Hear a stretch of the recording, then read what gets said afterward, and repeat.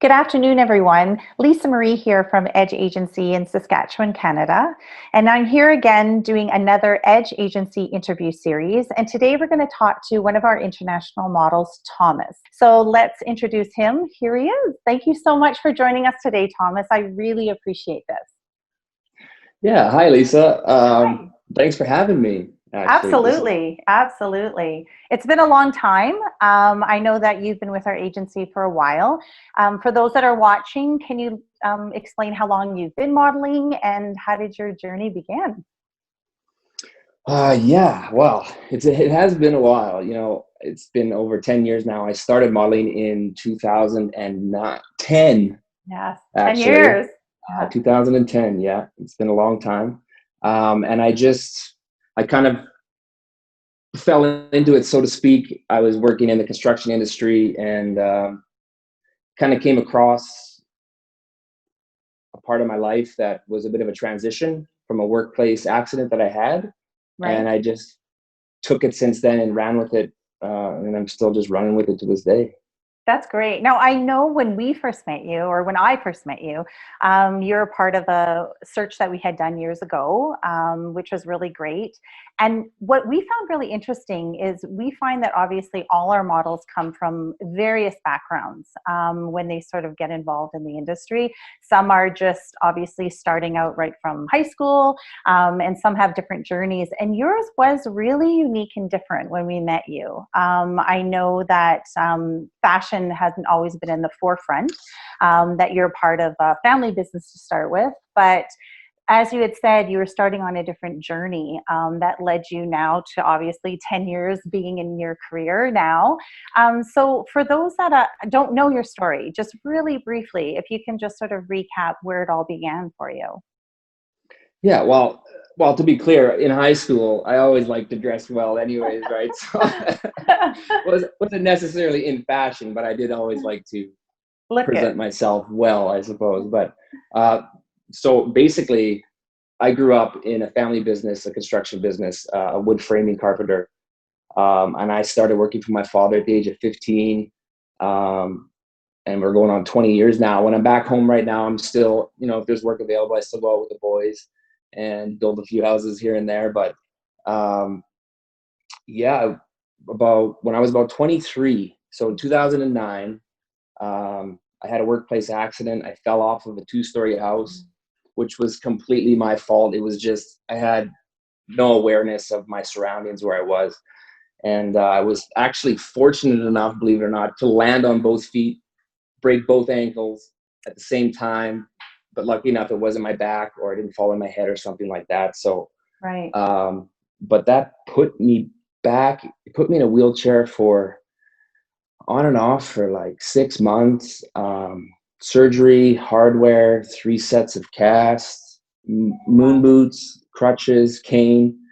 Um, and took me a full year to walk again back in the hospital, with the parallel bars, one step at a Wow. time, push a wheelchair up to the bars one step at a time, and just building strength back up. I will say the one thing is I made a lot of good senior friends because part of my rehab Yeah. was at the pool in the afternoon, right? So Yeah. uh, you always find the silver lining in things, and it just they kept telling me when I was in rehab that I needed to find another job and I would not be able to run again or jump again or play sports or work in construction, and I'll be in pain the rest of my life and I'll have arthritis at early stages. And growing up in a family business and being a carpenter since the age of 15, I never done anything else in my life. Like that was me. That was what I identified with. And it was like,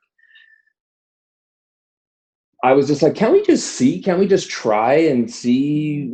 How do we, like, you're trying to tell me, we're trying to figure out what we're supposed to do when Right. we don't even know, like, I'm not even, like, I'm barely walking again. So, And you're so good um, at always looking at the glass half full than half empty. So that was like, I think, a real, like you had shared, a real driving force within you is always seeing that glass half full. Like, what else is there? What more can we do?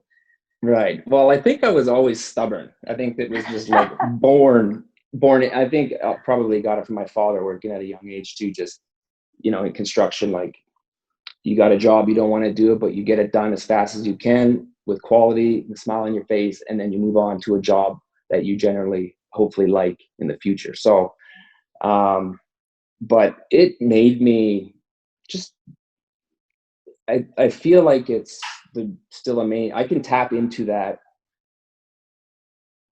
like immediately whenever I need to tap into those emotions or feelings from 10 years ago, telling me that I can't do this or I can't do that, or, just being laid up in a wheelchair. And also, I was not by any means the worst case scenario in a hospital, in For emergency, sure. people with other injuries and spinal cord injuries and stuff. I was very on the lucky side. So, and I saw that early. I saw that from day one, sharing a room with people. So that really put perspective, in just put perspective into how lucky I really was. And, yeah, I still use that to this day, and it's definitely served me in the modeling industry and the fashion industry, because I think it's very, I believe it's the most competitive industry out there. And Right. You can do one big thing, and then that could be all you could ever do. Right. Right. Kind of like a Well, and one hit. that's Well, and that's it. That's one of my questions is what you learned, not only growing up within the family business, but your journey to where you are today and continuing that 10 years into it. Have those experiences and that drive, and I guess the unfortunate situation that now you turned into a fortunate situation, does that really keep fueling that fire for you to keep going and doing your best and being the best that you can always be, because you were in that place before where you had to make that happen. So continuing on, is that just your everyday motto? Is that just who you are, and that's what you carry 10 years in? I know I see certain aspects of it, but just yourself, knowing yourself and that inner spirit. I think definitely, when I really don't leave myself with a plan B. I really don't. Yeah. Maybe I should, but I really when I'm cornered, when I feel like I'm cornered, or I got nothing to lose.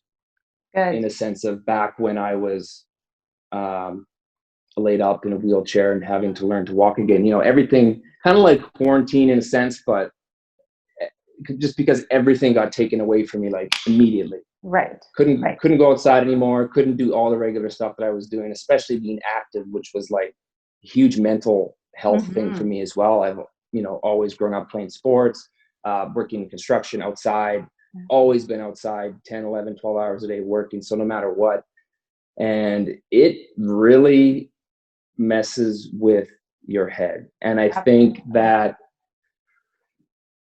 has given me like the mental resilience to be able to go through things like quarantine, or to be able to travel alone for months on end, in foreign countries to where I don't speak languages, or I can't read the signs or know the currency, because I know when it comes down to it, I can I have trust in myself to get myself out of it. I believe that I'll find a way no matter what, because I have nothing to lose. I really don't have nothing to lose. Good for you. So, yeah. Now, based on that too, you have done a lot of traveling. So for those that don't know, what countries have you traveled to? And I guess if I could ask you, what has been your most favorite of all the places that you have traveled so far? I have been lucky enough to travel. I would guess to about 25-ish countries over the last 10 years.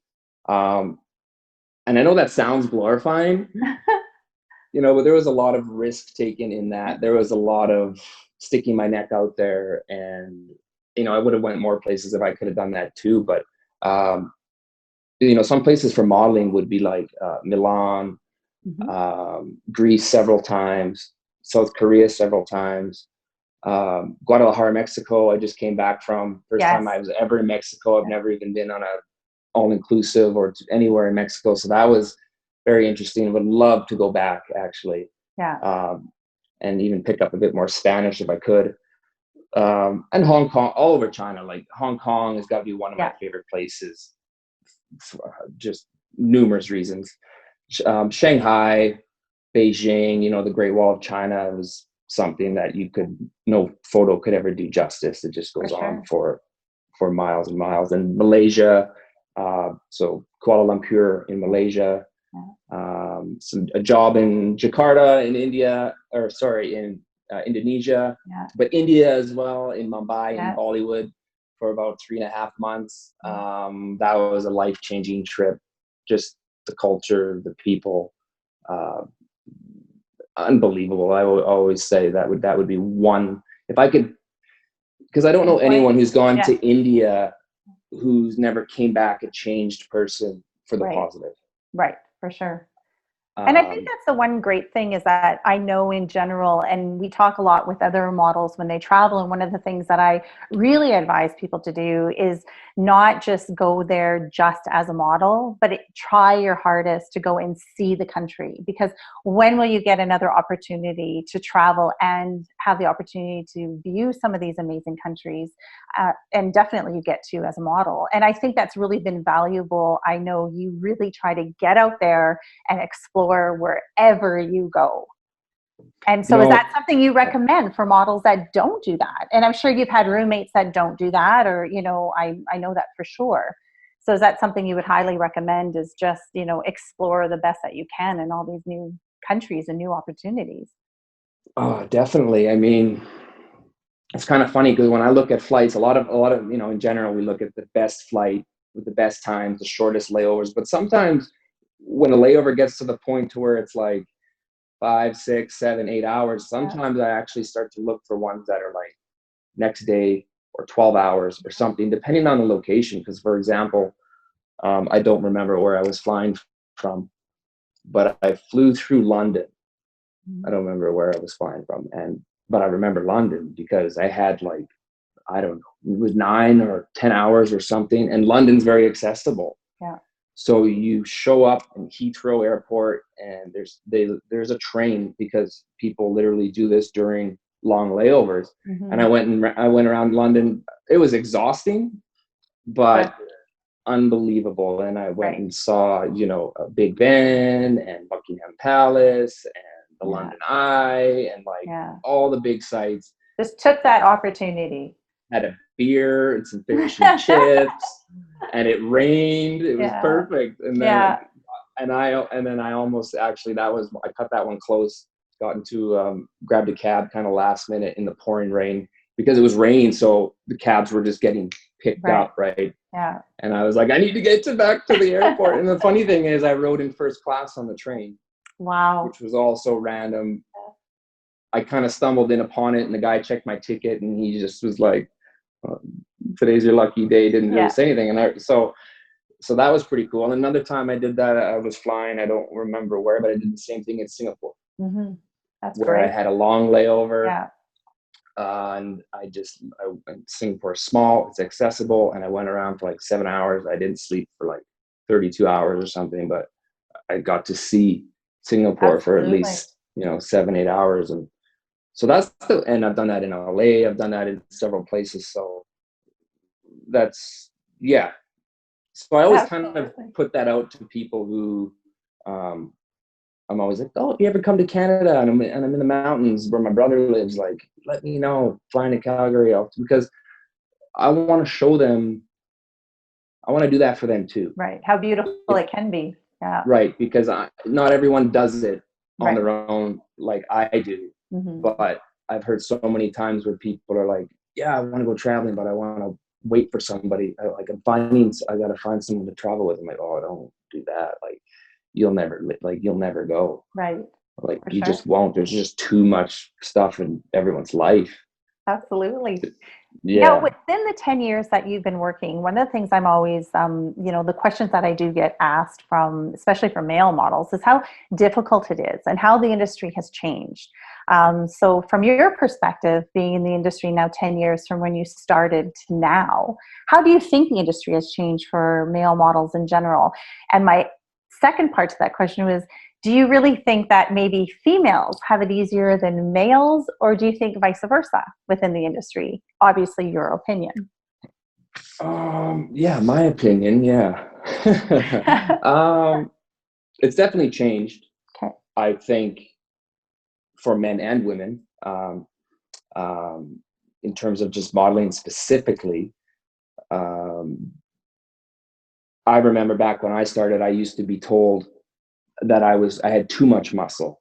I need to Right. stop training my legs. I need to stop doing this. I need to stop doing that. And in all honesty, the first trip or two did kind of mess with me because you want to be successful as well. Mm-hmm. And then I just learned that eventually 3 months here, they want this, and 3 months in another industry, they want that. And then three Right. months over here, they want something else. So Different it's like locations. Absolutely. different It's not the locations. same. No, different locations, different market, more commercial, more fashion, more, and also depending on the agencies sometimes as well, on their client base. For Um, sure. and I don't remember what point it was, but I was just like, you know what, I'm just going to do me, market me as this type of a model and just go and roll with that. And some places you work better, some places you won't, For but sure. you'll find your place. Mm-hmm. And I think for Because you can never women, be everything that everybody wants. That's the no, reality right. of it. Right. Yeah. Yeah. Yeah. And in all honesty, modeling, like, even if you're like, it doesn't, or just in general, but in life in general, but if you don't feel good, you Mm-hmm. mean even to yourself or maybe to someone else, you might look good or based on whatever metrics. But if someone's telling you, okay, stop training this or stop doing this, stop doing that, and then you have to get on camera and you have to be comfortable on Mm-hmm. camera. And if you're not comfortable with who you are, then your photos aren't going to It's going to translate show. through the lens. You're not going to get good photos. You're not going to be comfortable. It's going to be awkward.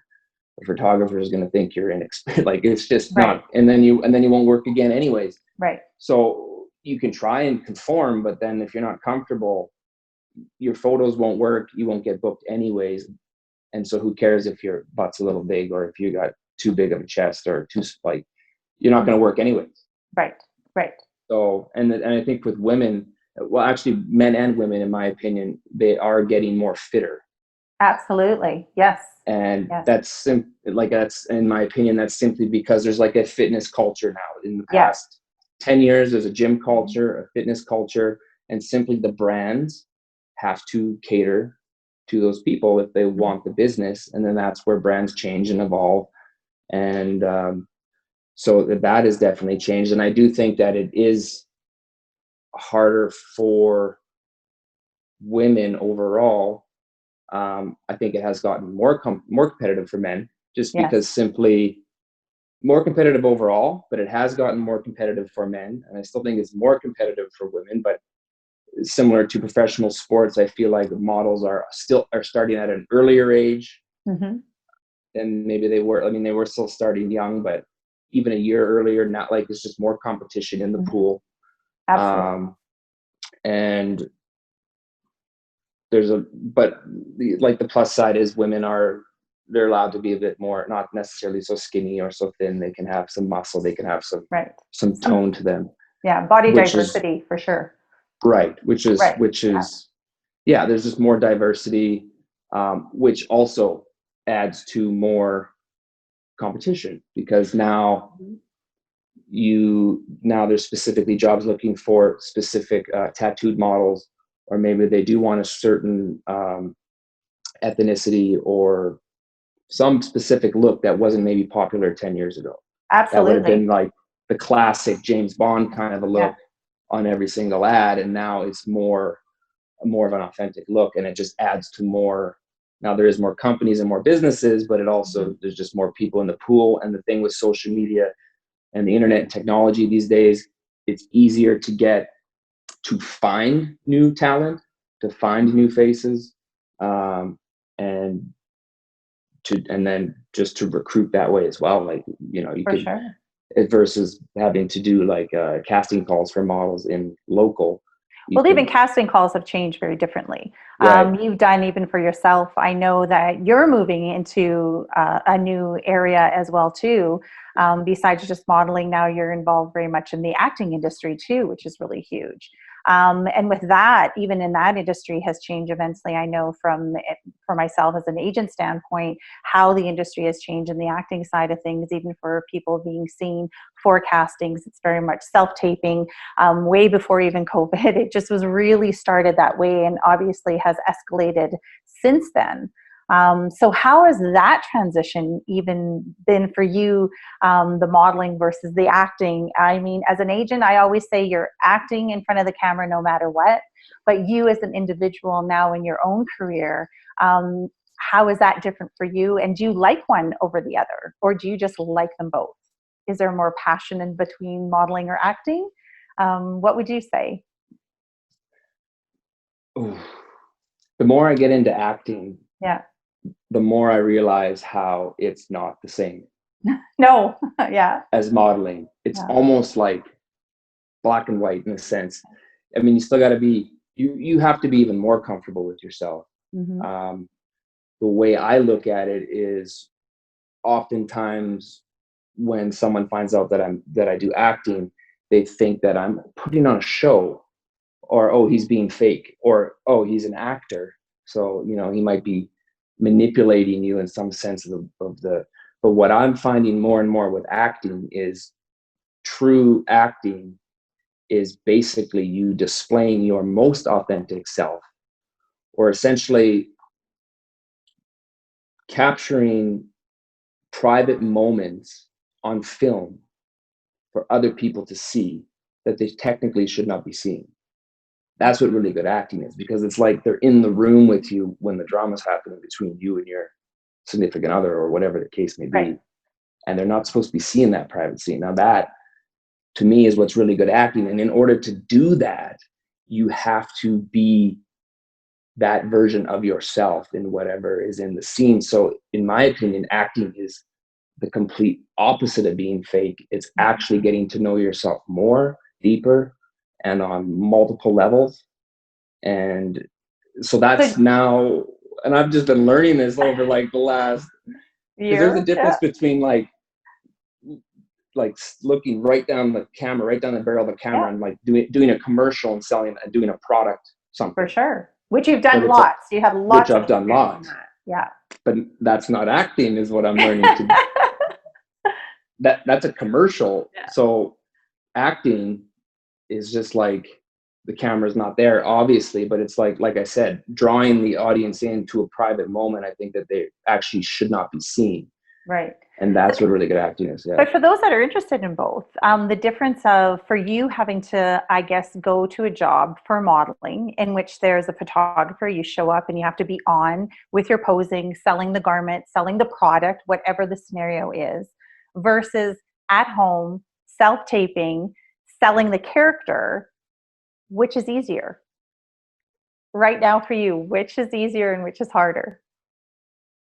Oh, the modeling is definitely easier. Yeah. I would think the Yeah. modeling, and like TV commercial wise, Yeah. I can just kind of hammer out. Yeah, the acting is it's a craft that I'm learning, and when you start to kind of click for you, you're really just listening. Right. Yeah. And reacting in a sense, Mm-hmm. to where you can know the lines well enough to where you know the lines well enough to where you actually forget them. And then what ends up triggering your next line is actually the other individual's line Itself. Absolutely. from you listening to them and reacting to them. So it's remarkable, in all honesty. I'm really enjoying it. I really am enjoying it. Yeah. That's great. And there is a lot of models that get into acting, more so transitioning that way than going from actors to models. So that becomes a very popular transition for many people and many individuals. And now taking that, with all, your travels, and of course, acting will still take you on travels. And by the way, congratulations. We can't say too much, but congrats on your, chosen for your first project that I know as your agent will be coming up. Yes. So congrats on that. Thank you. I'm really proud of you and for you. So congratulations for all your hard work getting you to that place.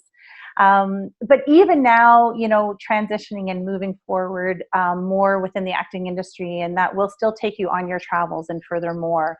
I get people that will always ask when it comes to the occupation of modeling or even for acting, and when it comes to traveling, of all the years you've traveled, I would anticipate that you're a really good packer, Thomas. Should be a really good packer by now. So tell me, what is the one thing that you would probably advise definitely somebody to take with them on their travels, as a model, as an actor, because you're doing both when you travel, you're auditioning and working in the industry. What would be a definite one go-to thing for sure you will never leave home without? Sorry. It's funny because I get asked this often. I always say the number one is toilet paper. I've said that for 10 years. You never know what might have to touch, or where you get a layover. A Like, you lack just never of. know. You just never know. But definitely cash, emergency cash, I would say for sure. But I would say sleeping mask, for me, sleeping mask, earplugs, deodorant, a good pair of shoes, lozenges, just very basic stuff. Now I'm realizing, with all the way the industry's going, all these self tapes, I'm going to have to travel, obviously, with smartphone, power bank, and probably some kind of a little tripod of some kind, because you're going to have to want to be able to do self tapes from no matter what. Absolutely. So from no matter where you are. So I think if you want to continue to travel and work, that's probably what I would say. Obviously, smartphone, power bank, headphones, something that you can do some Polaroids with, or a self tape, to keep the work going, to keep the practice going. Right. And a good pair of shoes for sure, I think. Good. Now, I know part of, besides obviously modeling and acting as well, you're also like a fitness coach, and a really good mentor to a lot of people within the industry. So as you have traveled in your 10 years, and I know different locations, some have had gyms, some haven't had gyms, with scheduling, having to be up early in the morning, being at auditions or being at a job, like, how do you find the time to keep your mind, body, and soul active and to what you need for your mental health? You just got to prioritize it. Okay. People since as long as I've been traveling and packing, they're always like, "Oh, you going camping? You going hiking?" Because they look at my bag, and it's part of it is the rehab from my broken ankles and stuff. But I go nowhere without my foam roller. Okay. Because for me, I need to be like my structural integrity. Like, I have to